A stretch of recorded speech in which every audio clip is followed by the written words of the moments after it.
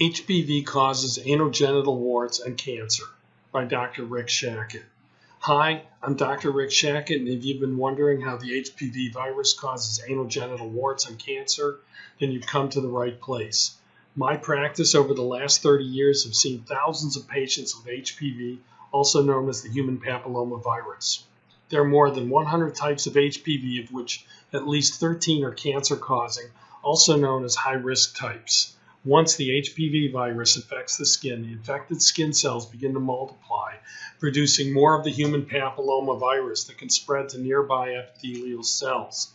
Low-risk HPV types, which are more common, cause 90% of all anogenital warts to form, but rarely cause cancer. In contrast, high-risk HPV types, which are less common, cause 10% of all anogenital warts, but cause more than 90% of all anogenital cancers to form. Although the leading HPV vaccine is highly effective in preventing warts, the vaccine can't make your genital warts go away or stop them from reoccurring. A doctor who specializes in HPV is the one most qualified to make your genital warts go away and stop them from reoccurring.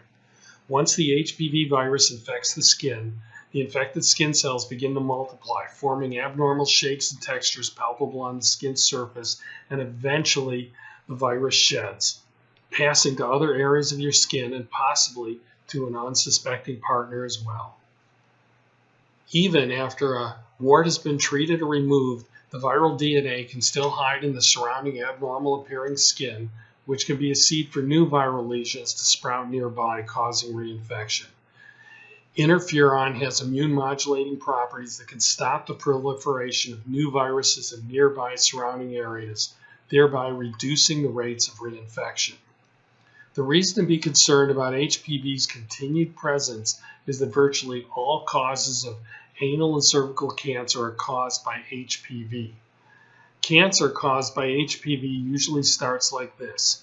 The HPV virus infects skin by attaching itself to the skin surface and binding with the cell membrane. The DNA is then injected through the cell membrane where it replicates in normal skin tissue. Slightly abnormal skin cells are then found on the skin surface. CIN1, or intraepithelial neoplasia grade 1, is not cancer and usually goes away on its own with or without treatment. However, immediate treatment can help prevent the disease from spreading. As the viral replication continues to worsen, abnormal cells can be found on the skin surface. This is sometimes called moderate dysplasia or intraepithelial neoplasia grade 2.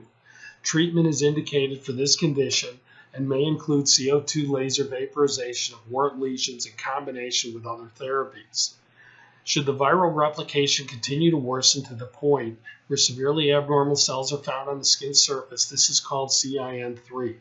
CIN3 is also known as high-grade dysplasia, severe dysplasia, and carcinoma in situ. As you can see in the close-up here, the cell proliferation of CIN3 is in danger of breaking through the cell membrane and spreading. Carcinoma in situ is actually cancer cells that haven't yet broken through the skin cell membrane to become cancer. When it does break through the cell membrane, the severely dysplastic cells replicate and begin to grow out of control.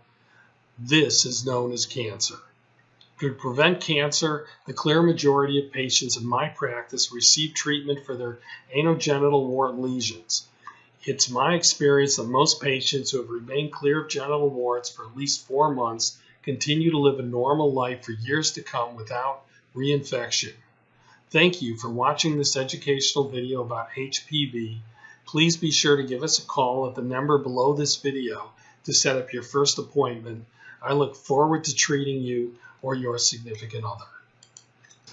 My practice over the last 30 years has seen thousands of patients with HPV, also known as the human papilloma virus.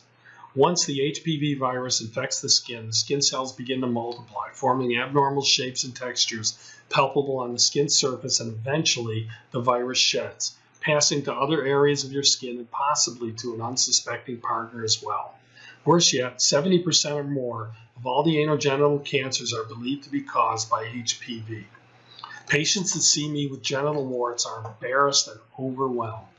They are afraid of the stigma associated with having a sexually transmitted disease and whom have had little success with normal single drug therapies and little success with electrosurgery or cryofreezing in their treatment of genital wart lesions.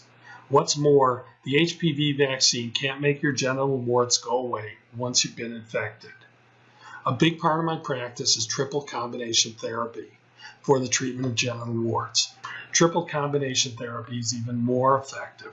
Numerous articles in medical journals have touted the benefits of combination therapies, first with topical medications applied to the surface areas of the wart and skin, second in combination with CO2 laser vaporization of the warts, and third with intralesional wart injections using interferon. Prescription topical medications like this one have been shown to be safe and effective in selected cases of anogenital warts. Like this medication, which is a natural botanical product made from an extract of green tea leaves.